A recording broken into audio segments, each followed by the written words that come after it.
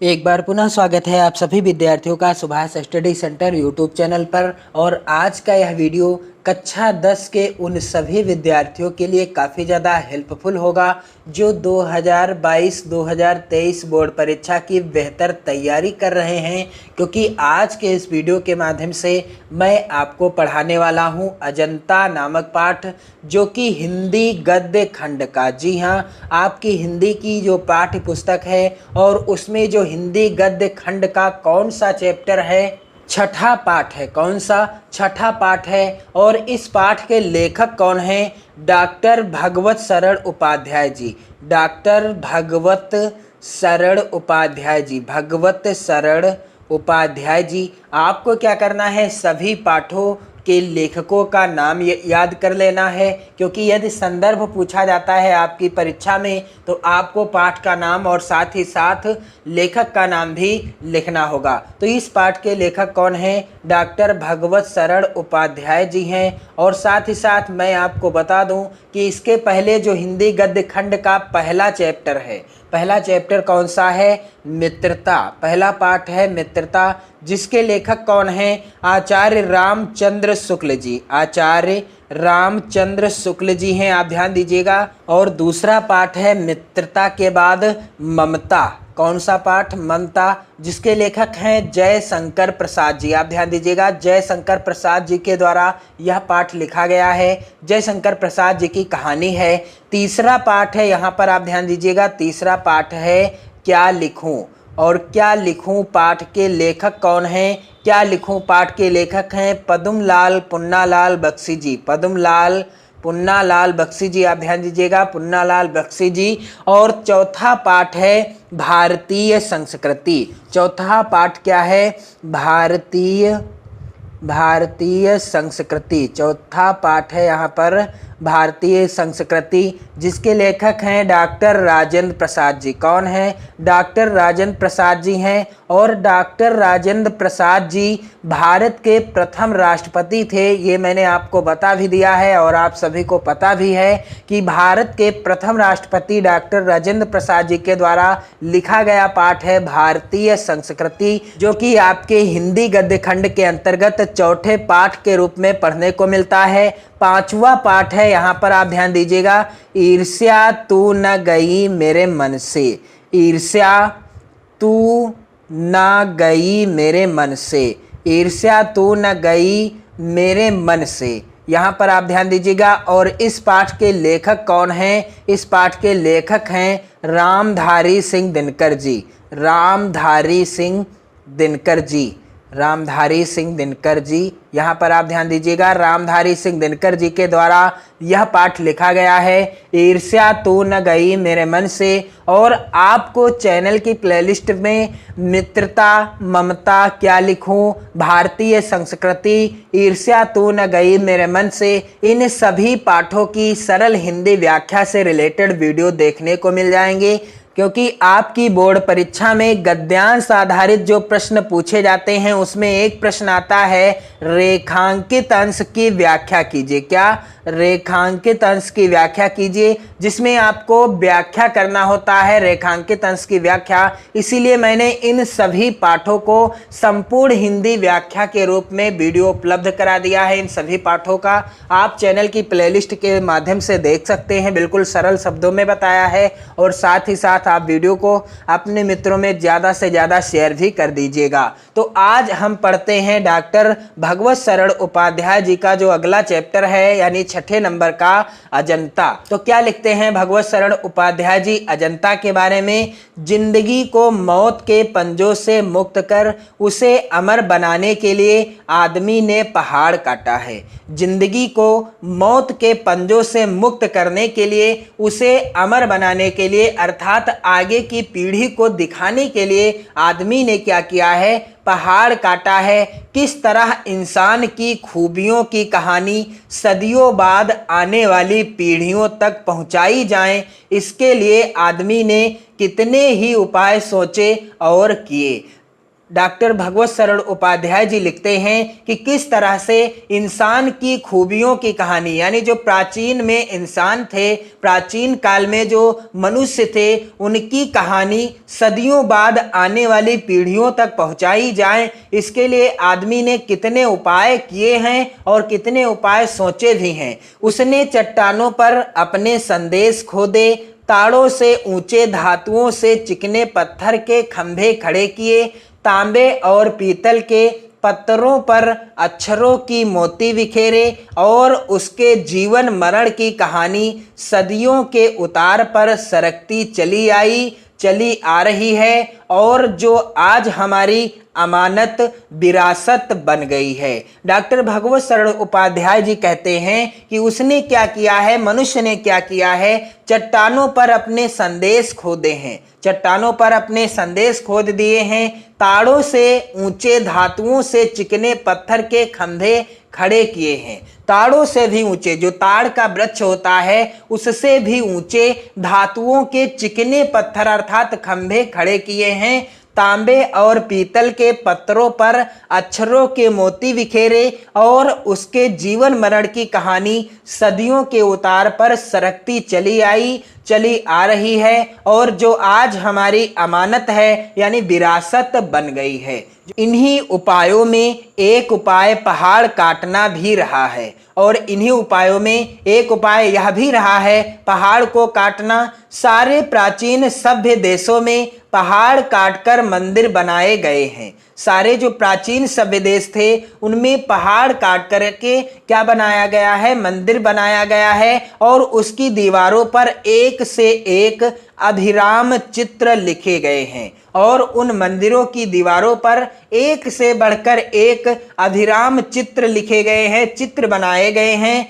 आज से कोई 2,200 साल पहले से ही हमारे देश में पहाड़ काटकर मंदिर बनाने की परिपाटी चल पड़ी थी। आज से लगभग 2,200 साल पहले की बात है, तभी से हमारे देश में पहाड़ को काटकर मंदिर बनाने की परिपाटी चल पड़ी थी और अजंता की गुफाएं पहाड़ काटकर बनाई जाने वाली देश की सबसे प्राचीन गुफाओं में से हैं और जो अजंता की गुफाएं हैं ये पहाड़ को काटकर बनाई जाने वाली हमारे देश की सबसे प्राचीन गुफाओं में से एक हैं। जैसे एलोरा और एलिफेंटा की सबसे पिछले काल की देश की गुफाओं या गुफा मंदिरों में सबसे विख्यात अजंता के हैं। देश की गुफाओं में अथवा उसके गुफा मंदिरों में सबसे विख्यात गुफाएं कहाँ की हैं?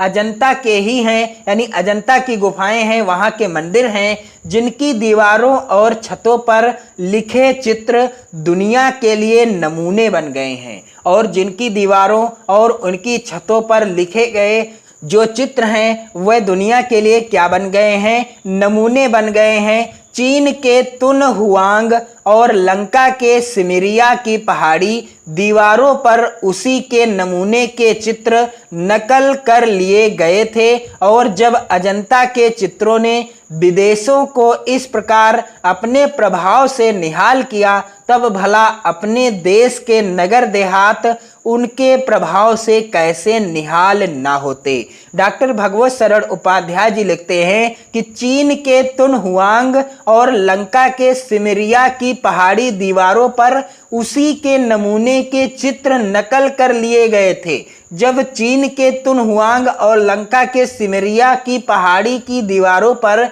चित्र बनाए गए तो वहां पर चित्र कैसे बनाए गए? वहां पर अजंता की गुफाओं में देख कर ही नकल करके ही वहां पर चित्र बनाए गए थे और जब अजंता के चित्रों ने विदेशों को इस प्रकार अपने प्रभाव से निहाल किया है तब भला आप ही बताइए कि अपने देश के जो नगर देहात और उनके प्रभाव से निहाल क्यों ना होते, अर्थात जो यहाँ के रहने वाले लोग हैं वो भी क्यों ना प्रभावित होते। वाघ और सित्तन वसल की गुफाएं उसी अजंता की परंपरा में हैं जिनकी दीवारों पर जैसे प्रेम और दया की एक दुनिया ही सिरज गई है। जो वाघ और सित्तन वसल की गुफाएं हैं उसी अजंता की परंपरा में ही बनाई गई हैं, यानी उसी अजंता की परंपरा में हैं, जिनकी दीवारों पर जैसे प्रेम और दया की एक दुनिया ही सिरज गई है और जैसे संग साजों ने उन गुफाओं पर रौनक बरसाई है। चितेरे जैसे रंग और रेखा में दर्द और दया की कहानी लिखते गए हैं। कलावंत छेनी से मूर्तें उभरते कोरते गए हैं। वैसे ही अजंता पर कुदरत का नूर बरस पड़ा है।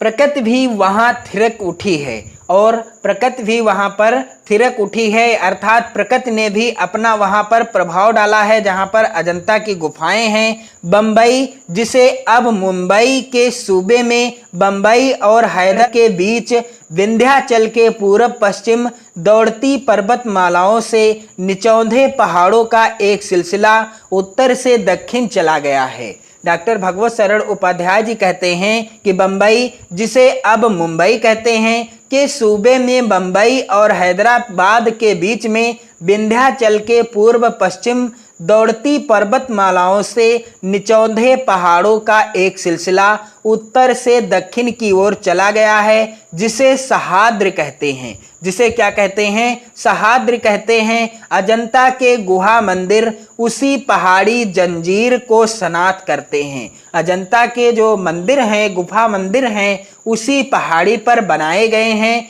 अजंता गांव से थोड़ी ही दूर पर पहाड़ों के पैरों में सांप सी लौटती बाधुर नदी कमान सी मुड़ गई है और अजंता गांव से थोड़ी सी ही दूर पर पहाड़ों के पैरों में सांप सी लौटती बाधुर नदी है, वह कमान सी मुड़ गई है। वहीं पर्वत का सिलसिला एकाएक अर्धचंद्राकार हो गया है और वहीं पर पर्वत का जो सिलसिला है वह एकाएक क्या हो गया है? अर्धचंद्राकार, अर्थात अधूरे चंद्रमा के समान हो गया है। कोई 250 फुट ऊंचा हरे वनों के बीच मंच पर मंच की तरह उठते पहाड़ों का यह सिलसिला हमारे पुरखों को भा गया है और उन्होंने उसे खोदकर भवनों महलों से भर दिया। डॉक्टर भगवत शरण उपाध्याय जी कहते हैं कि कोई 250 फुट ऊंचा जो हरे वनों के बीच मंच पर मंच की तरह उठते पहाड़ों का यह सिलसिला जो था वह हमारे पुरखों को भा गया था और उन्होंने उसे खोदकर क्या बना दिया? वहां पर भवन बना दिए, महल बना दिए, अर्थात अजंता की गुफाएं बना दी। सोचिए जरा, ठोस पहाड़ की चट्टानी छाती और कमजोर इंसान का उन्होंने मेल जो किया तो पर्वत का हिया दरकता चला गया और वहां एक से एक बरामदे, हाल और मंदिर बनते चले गए। डॉक्टर भगवत शरण उपाध्याय जी कहते हैं कि सोचने की बात है कि ठोस पहाड़ की चट्टानी छाती, जो पहाड़ था वह ठोस था और उसकी छाती कैसी थी? अर्थात पत्थर का पहाड़ था और कमजोर इंसान का उन्होंने मेल जो किया तो पर्वत का हिया दरकता चला गया और वहां एक से एक बरामदे, हाल और मंदिर बनते चले गए, अर्थात बनाते चले गए। पहले पहाड़ काटकर उसे खोखला कर दिया गया। पहले क्या किया गया? पहाड़ को काट दिया गया, अर्थात उसे खोखला कर दिया गया।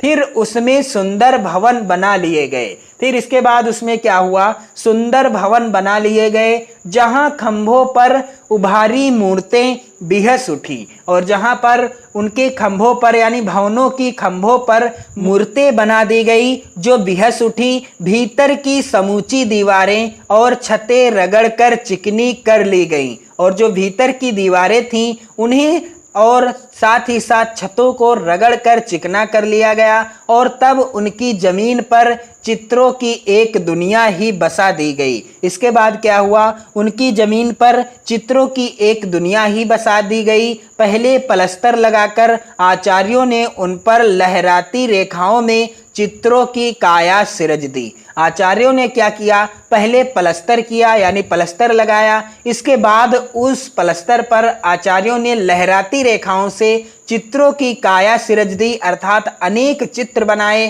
फिर उनके चेले कलावंतों ने उनमें रंग भरकर प्राण फूंक दिए। फिर उनके चेलों ने क्या किया, उनमें रंग भर दिया, जिससे उन्हें देखने से ऐसा प्रतीत होने लगा कि उन चित्रों में प्राण आ गए हों, यानी वो सजीव लगने लगे। और फिर तो दीवारें उमग उठी, पहाड़ पुलकित हो उठे। फिर क्या हुआ, दीवारें उमग उठी और पहाड़ पुलकित हो उठे।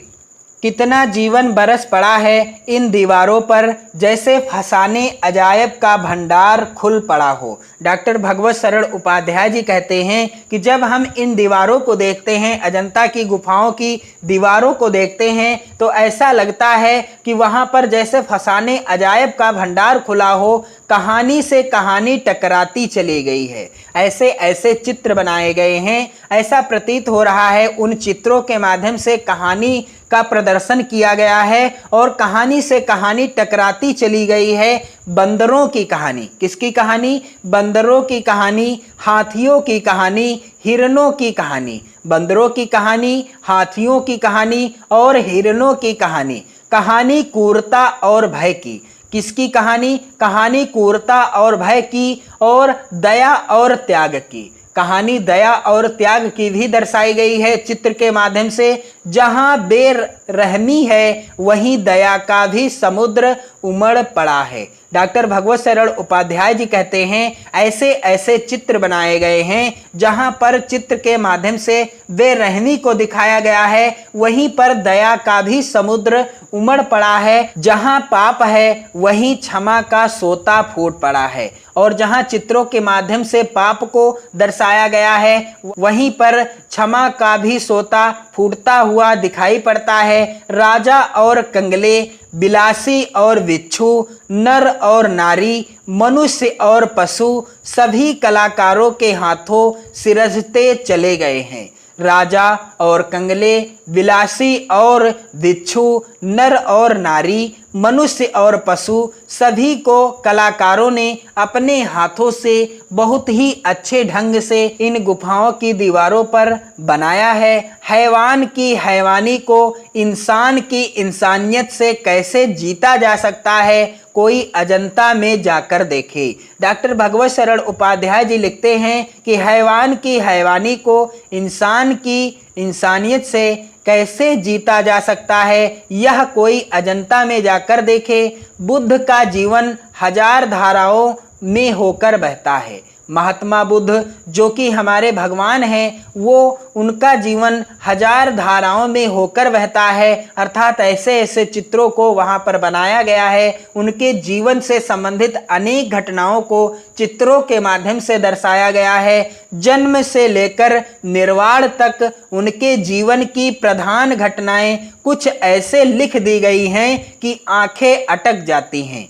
महात्मा बुद्ध के जन्म से लेकर उनके निर्वाण प्राप्ति तक के उनके जीवन की प्रधान यानी प्रमुख घटनाओं को कुछ इस प्रकार से लिख दी गई हैं कि आंखें अटक जाती हैं। उन्हें पढ़ते हुए हटने का नाम नहीं लेती, और आंखें जो हैं हटने का नाम नहीं लेती हैं। तो मैं आपको इस वीडियो में इतने ही पाठ की सरल हिंदी व्याख्या बताऊंगा, और शेष यहाँ से यह हाथ में कमल लिए बुद्ध खड़े हैं, जैसे छवि छलकती पड़ती है, उभरे नयनों की ज्योत परसती जा रही है। यहाँ से मैं आपको अगले वीडियो के माध्यम से सरल हिंदी व्याख्या बताऊंगा। तो यदि आपने इसके पहले के वीडियो के माध्यम से, जिसमें मैंने पहले पाठ की व्याख्या, दूसरे पाठ की, तीसरे पाठ की, चौथे और पांचवें पाठ की सरल हिंदी व्याख्या बताई है, आप उन सभी वीडियो को देखें और ज्यादा से ज्यादा मित्रों में शेयर करें, तथा 2022-2023 बोर्ड परीक्षा के लिए आप चैनल के साथ जुड़ें और बेहतर ढंग से तैयारी करें।